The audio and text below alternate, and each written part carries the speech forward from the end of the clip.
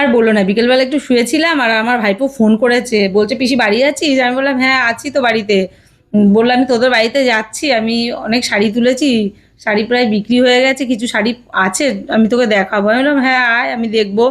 তাও বিকেলবেলা এলো শাড়িগুলো নিয়ে, শাড়িগুলো দেখলাম, সত্যি খুব সুন্দর শাড়িগুলো, কম্বিনেশনগুলো এত সুন্দর শাড়ির।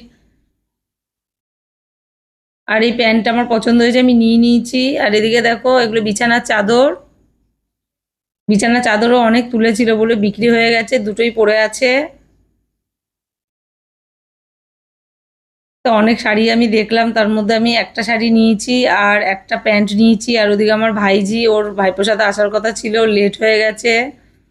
এদিকে দেখো ছাপার ওপরে এই শাড়িগুলো খুব সুন্দর, এগুলো বলে অনেকগুলো তুলেছিল, বিক্রি হয়ে গেছে। আর আমি, ওরা আসবে বলে আমি ফ্লাক্সে চা করে রেখেছিলাম, এখন আমরা একটু চা খাচ্ছি। আর আমার ভাইপোকে বললাম আমি যে মালগুলো নিয়েছি সেগুলো খাতায় লিখে রাখ। আর এদিকে দেখো আমার ভাইজি, ওকে আমি চা দিয়েছি, ও বুঝতে পারিনি, গরম চা মুখে দিয়ে দিয়েছে।